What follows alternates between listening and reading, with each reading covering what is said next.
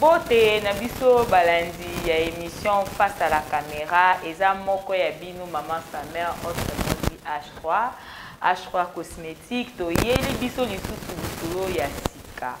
En tout cas bandeko na ngai na makambo etali loposo na biso ya nzoto. Mais ba maman boleli mingi bo déclarer trop maman ozomona na te pona nini biso toza besoin ba mafuta. Nasalaki moi déplacement sikoyo tozongi tokutani na bino. Sans plus tarder na kolobela na bandeko mingi oyo baza na ba problème ya peau. Tozomona bandeko na biso mingi baza na problème ya ba rougeur, bisusu baza na ba problème ya ba tampon. Bisusu pe baza na ba problème ba brûlure na nzoto, ba mafuta kozopakola ezozikisa bino. H3 cosmétique aeli bino secret comme toujours mafuta ya kitoko oyo tosalaka na maboko na biso na mayele oyo nzambe atie kati na biso mpona kosunga bandeko nyonso oyo baza na problème ya peau na bango. Et surtout na kati ya mafuta na biso totiaka lotion tonique oyo esalemi na nzela ya bafruit nde tozwaka totiaka na kati ya mafuta. Et puis avant opakola yango tokotuna yo nanu mafuta nini oyo yo osalelaka. Oyebisi biso mafuta oyo osalelaka soki tomoni ke mafuta wana eza na ba intoxinant na makasi tokokonseille yo mafuta mosusu. Pona bato o baza matin clair lokolanga mingi pe baza na ba problème ya ba brûlure. Na mdoposo nzoto eza kozika. Lotion tonique eza wana pona ko bongisa yango. Ba mama o nyonso esi bobeti ba tampon. Ba tampon esali bino makasi. Bomi tungisa na bino te. Toza na kisi o ke tango bandi ko salela ngo dans 1 mois ou 3 semaines okozwa solution. Soki mutu ayebiso ke kisi oyo na lolenge oyo bandi onaka na yo ya tampon na yo. Sokozwi une semaine ezebele kosila lokuta. Loposo soki baby esengaka ezwa temps ebanda kobonga malembe jusqu'à ce que oka ko atteindre teinture na yo oyo yo olingaki to oyo ozaki nango kala. Po effet ya ba mafuta wana esengeli esila na kati ya nzoto. Mais ba mama tozomona ole olanda conseil bazopesa otie lito ikoto ba pesi conseil ya mafuta msusu ozo pakoli. Osili sina mtomoni résultat te ba conseiller lisusu mafuta mususu OK osombi lisusu ozui opakoli et lobi tozomona ba conséquences lelo tokomi kotambola kana ba manette minene nelongi tokomi kotambola ba foulard tokomi biso so ba musulman pourquoi kwa ni kozanga koyoka e bebisi ba teinture na biso de yango zomona ba mama mingi bazobenga ngai yango moni na nzela ya kozana souci ya ba loposo na bino nde tosaleli bino mafuta oyo bozomona na bouteille ya muke ya jaune yango eza pona kosopango na kati ya mafuta oyo salelaka po bato misusu mona anga mafuta na nga eza nango bien mais naza juste na besoin ya koambellir po na ngai okoki kozwa mafuta lotion wana otie na kati ya mafuta na yo obandi kopakola pona ba mama oyo basi ba baby loposo to foto banana na réparation pour que ko atteindre teint na ye normal tozali na mafuta oyo eza na crème na lotion tonique nango yango nde okobanda ko utiliser otie lotion tonique ozeli ekauki après 15 minutes ozui crème na yo osali massage tout doucement osali massage na pendant aussi 15 minutes et olali na onango na elongi soki okobima te okosalela ngo pendant la journée au vandi nango soki okobima ozui kaka lotion tonique na yo o utiliser crème ko utiliser te parce que ekolakisa ke opakoli eloko na elongi yango omoni mama ebele bazo contacter biso lokola mama la biso tete botamba na Hollande. Je la salue bisika zali aza déjà awanakin. Maman landaki émission pe kaka loko la bino. Alobi maman sa mère H3. Ngai lo poso nga eza bien mais naza la besoin vi climat na biso koto lo poso nga na beba na sala ba rougeur te. Totinela ki ye lotion tonique oyo eza na molangi ya mukie. Et maman la biso azo pakola zu résultat moko ya malamu. Et maman tete ko benga lobi maman nga moko nazo ya kin. Soki na ye kin na ko contacter yo salelanga ba lotion nanga po na kene nango en grande quantité. Et puis ce qui totali nzambe apesi biso makoki bokomona bokoki to mususu to ko inviter bokomona teinture ya mama na biso ndenge ezali na bandeko basi oboza ko envier peau blanche obotama mwindu obotama chocolat batu mususu komona oza ko envier yango mais ozoye ba conséquences ya oyo ekokomela yo te soki oza peau claire tikala na lolengeza senga conseil to conseil yo juste mafuta nini oyo kopakola po esunga yo enfin que teinture na yo ezala malamu na lolenge oyo lingi moto pe abotama mwindu makasi po noir toza wana po na bino contacter biso tokolakisa yo mafuta nini pe lotion na biso tonique eponi nango loposo te ozala peau blanche ozala peau marron ozala peau noire eponite bino nyonso bokosalela ngo sauf ba mama oyo baza na problème ya ba tampon bango nde bakosalela crème na biso pe lotion tonique na bango ya bango ezaka mususu biso ba oyo toza na biso na difficulté te mais toza na besoin le poso na biso ezala soin propre lokola mama tété na Hollande oko utiliser lotion na biso tonique oyo ezala mulangi ya bouchon ya jaune. En tout cas ba mama na sengi na biso totika ko envier. Ba mafuta nyonso omona na botuto eteka makana ba boutique par-ci par-là. Ezala ngo mabete. Mais dépendant na lolenge ya climat. Climat biso toza nango na ba moi na biso ya makasi. Normalement mutu po obima na tongo ebike mo eza makasi normalement po batela teinture na yo esengeli te kopakolaka mafuta tango ebike ozobima na se na moi makasi esengeli te opakola mafuta sokola zwa juste crème to pommade na o moko opakola po o apparaître sec te ok le soir tango kozonga na ndako na yo sokola zwa mafuta na yo opakoli mais oya biso équipé na ngongunga te parce que esalemi na base ya ba fruits tongo pe lokola pourquoi okopakola ngo na moment nyonso o olingi inconvénient ezate.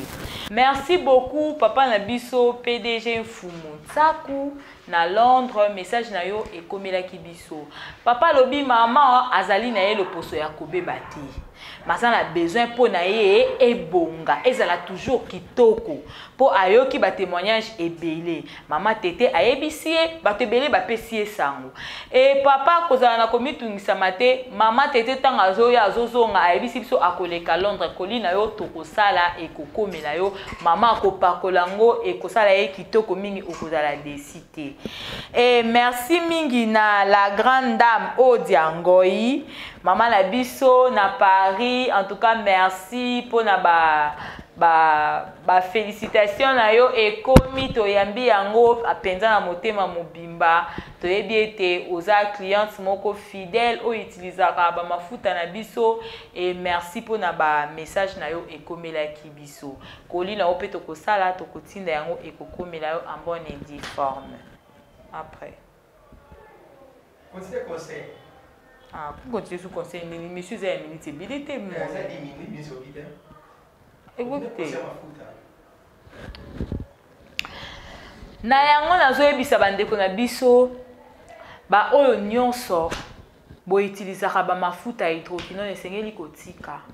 À la longue ekozaka ba biloko moko okoki ko imaginer te et la po bima ozana no trop jeune obali te mususu po so bali papa lulela ki ona teinture mususu na elongi mususu yo komi ko pakola okanisi lokola soko ngali nde bolingo ekoya makasi na kati ya ndako ok te kaka mafuta oyo bandaki kopakola wana bandaki koambeli yo mpo na yo mpo na nini ozoluka oblanchir po bamama na ngai tikala na lolenge nzambe akeli yo na lolenge nzambe abengi yo na lolenge nzambe atinda yo na mokili na loposo na yo wana ayebi ntina mingi barata bamapamboli na bango a cause ya bachangement ya po nzambe ayebi yo ozalaka maman sa mère moko ya mwindu mais tant nzambe azoluka yo na loposo mwindu ake kokuta na loposo pembe mobali azala destiné ya vie na yo tanto alingaka na ye basi ya mwindu ya teint clair aye pa na yo boye kokuta yo otelingwa mpo na yo kanisi ondire kotela wana nde kosala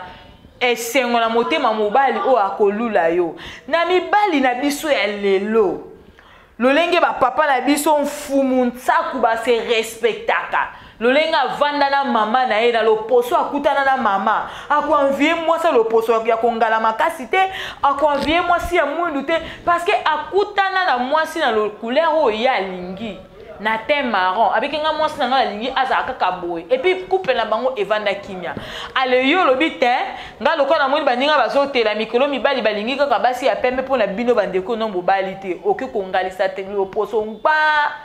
Un mois après, et comme il salo ba brûlure, 2 mois après, ba vert et comme il kokota na elongi, ale to comme ba musulman, kitambana na elongi, linette amdene na misu ezopesa kitoko te. Bande kolanga totika kolanda bilanda landa. En tout cas, boko na yebi ke boko mitu na question pona nini ba mafuta na biso ezali na ba kombo te, ezali na ba cachet te. Soki toti yango cachete pona kobo ya piraterie. Pourquoi? Mutu mususu asali mafuta na ye amoni kezote kamate.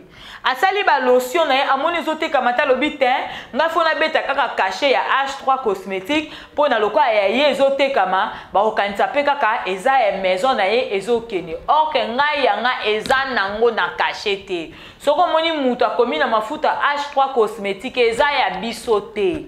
En tout cas, na bendi biso matoi. Eza ya biso te. Ya biso eza na cachete. En plus, nga moko kaka mutu na te kaka yango. Livraison na tinda ka bano ya ngai nde bakenda ko livrer. Na bato bazwaka temps ya kokoma te ou soit soki naza na tante ya kokoma sur place. Na tinda ka bana o bayaka na bandaku na mpona ko livrer bino ba mafuta. Mutu moko ta ya koloba na okyo H3 cosmétique mafuta boy eza ya biso te na betise te.